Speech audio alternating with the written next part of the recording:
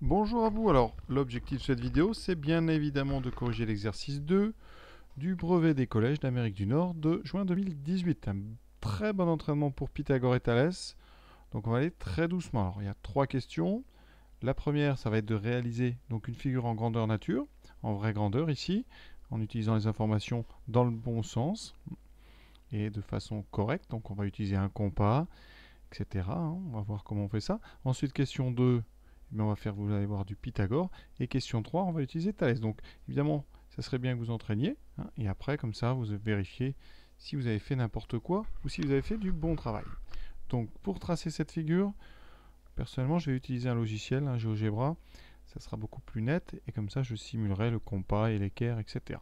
Donc, qu'est-ce qu'on sait sur cette figure? Déjà, la première chose, c'est qu'on vous donne un triangle ADE et vous connaissez les longueurs du AD, AE et DE. Donc ça, c'est très simple à tracer. On s'entraîne très souvent au collège. On a évidemment besoin d'une règle pour tracer les côtés après et puis d'un compas pour faire des arcs de cercle du bon rayon. Alors voici donc la fenêtre ici de travail de GeoGebra.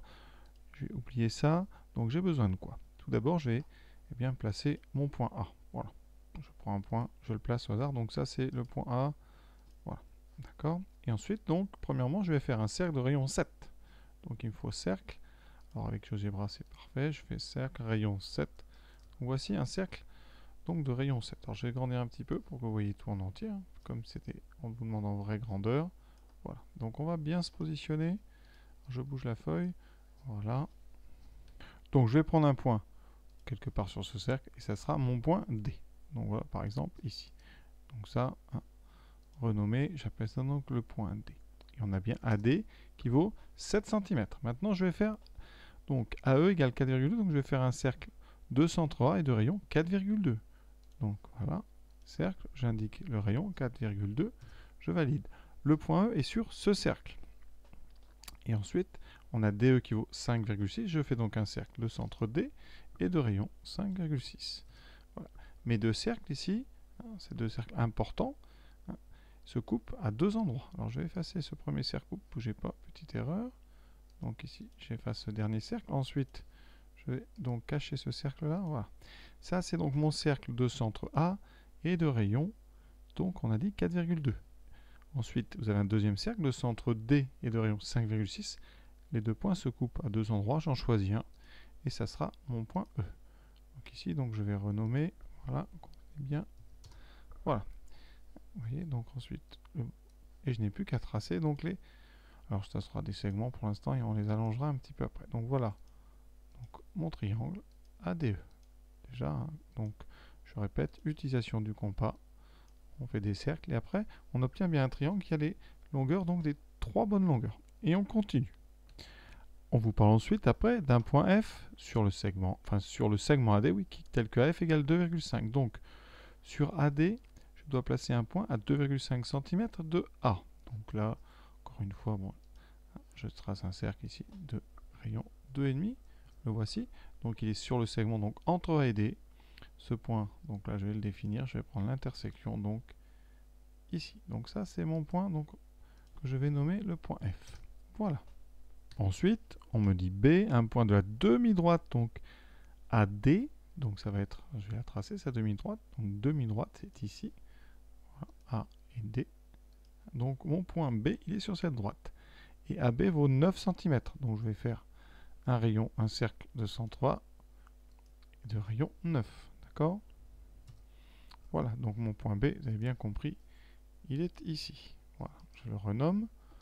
Donc renommer le point donc B. Et C, le point de la demi-droite AE, donc je trace la demi-droite AE. Voilà. Et là, je dois avoir AC qui vaut 9. Donc je fais un cercle encore de... Donc c'est le même cercle. Donc ici, je vais avoir mon point C qui est là. Voilà. Donc pareil, je le nomme pour que tout soit bien cohérent. Donc voilà, mes points sont... On avance bien ici. Ensuite, la droite FEG est parallèle à la droite DE. Donc DE, je l'ai. FG, donc GF. Je vais donc tracer une parallèle à DE passant par F. Ça, normalement, il faut une équerre et une règle. Ici, j'ai une parallèle. Voilà, parallèle. Donc, passant par ce point-là. Voilà. Et donc mon point, donc le point G, il va être à cet endroit ici. Voilà, je le renomme. Oui, il marche, c'est déjà le point G. Oh, pardon. Voilà. OK. Et on a, eh bien, vous voyez, la bonne figure. Alors, elle n'est pas forcément dans le même sens qu'on vous l'a donné. Hein, et je vais effacer un petit peu cette longue droite GF ici. Voilà donc ce que j'obtiens. Vous voyez bien qu'en tournant, on aurait la même chose ici. Et j'ai bien laissé mes traits de construction, hein, avec les arcs de cercle nettement visibles. Donc voilà la première question, donc vraie grandeur. Deuxième question, prouver que ADE est un triangle rectangle en E. Alors ADE, il est où? On va l'indiquer. Donc ADE, vous voyez, on a ici A, AD, E. Voilà. C'est donc ici, on doit montrer qu'il y a un angle ici droit à cet endroit précisément. Donc, pour montrer qu'un triangle est rectangle, vous savez bien que, là on est dans le chapitre de Pythagore, on va utiliser la réciproque du théorème de Pythagore. Alors je vais donc déjà essayer de voir de quoi je dispose comme longueur. AE, je le connais. AE, c'est 4,2. Donc ici, on va noter les longueurs dont on dispose. AE, ensuite AD, c'est 7. Et DE, c'est 5,6. C'est effectivement le premier triangle qu'on a tracé. On va donc vérifier qu'il est rectangle. Pour ça, eh bien, je vais essayer d'utiliser donc la réciproque du théorème de Pythagore. J'ai besoin déjà du carré de l'hypoténuse. Alors l'hypoténuse est ici le rectangle.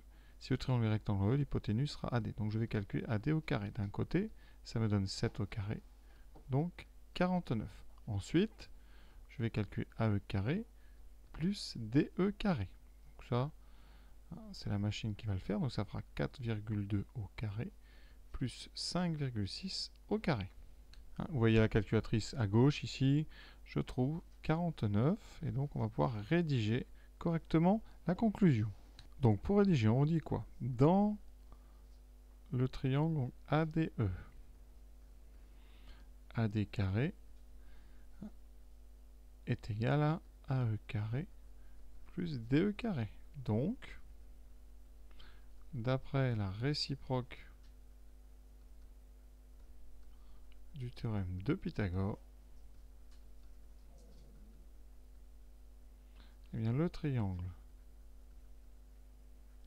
ADE est donc rectangle en E. Voilà, d'accord. On s'applique dans la rédaction de tous ces propriétés très importantes. Voilà pour la question 2. Et maintenant, question 3, calculer la longueur FG. Alors, on vous demande ensuite de calculer la longueur FG. Donc cette longueur FG, elle est ici. Voilà, alors qu'est-ce qu'on connaît dans le sujet? On connaît, on va indiquer tout ce qu'on connaît comme ça.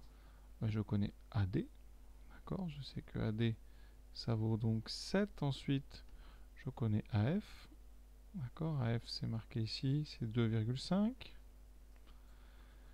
Bon, G, on ne connaît pas parce qu'on l'a obtenu en faisant une parallèle, d'accord?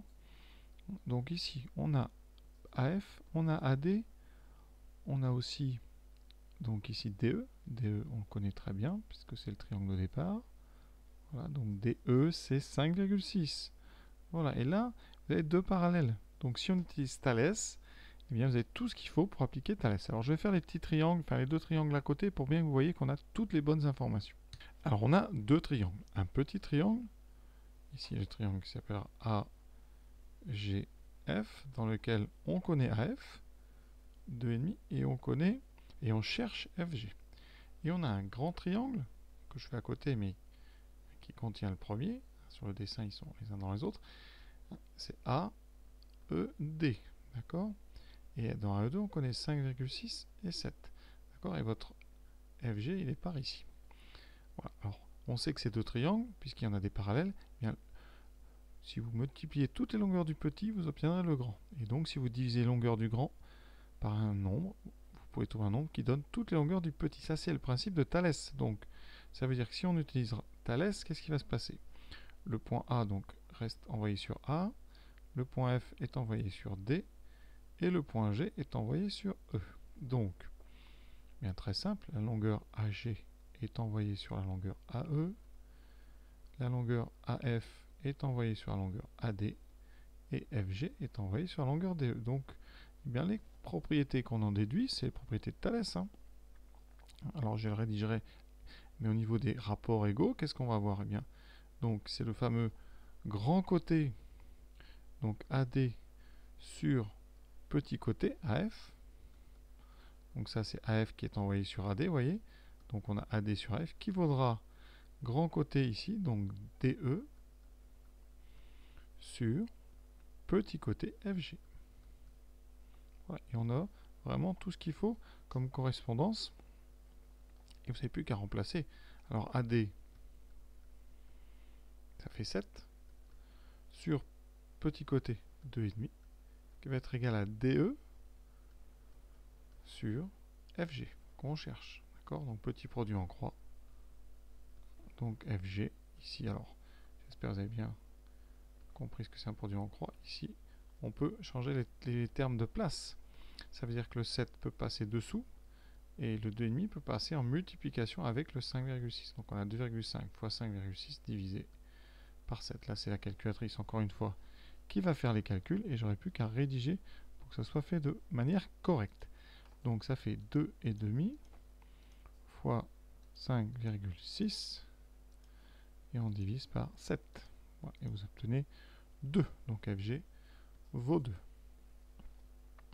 Alors, quelles sont les phrases qu'il faut mettre quand on utilise le théorème de Thalès? Alors, vous devez déjà parler des points AFD qui sont alignés dans cet ordre. Donc on va dire que le point F appartient au segment AD. Même chose, le point G appartient au segment AE. Voilà, ça vous permet d'avoir AGE et AFD alignés dans le même ordre. Et ensuite, on a FG qui est parallèle à DE. Voilà, c'est tout. Hein. Donc, d'après le théorème de Thalès, on va avoir des rapports égaux. Donc comme j'ai dit tout à l'heure, hein, vous avez des grands côtés sur petit côté égale grand côté sur petit côté. Donc je vais mettre des couleurs sur le dessin du texte. J'ai mis le grand en vert, le petit en violet. Vous voyez bien que le petit est juste un rétrécissement du grand, ou le grand est un agrandissement du petit. Donc je vais faire ces fameuses phrases grand côté. Donc je prends un côté dans le grand triangle. Donc par exemple, je vais prendre AD divisé par donc le même côté correspondant dans le petit triangle. Donc ici, dans le petit triangle, le côté qui correspond à AD, c'est AF. Vous voyez? Et ça, donc ça va être égal au même rapport, mais avec d'autres côtés.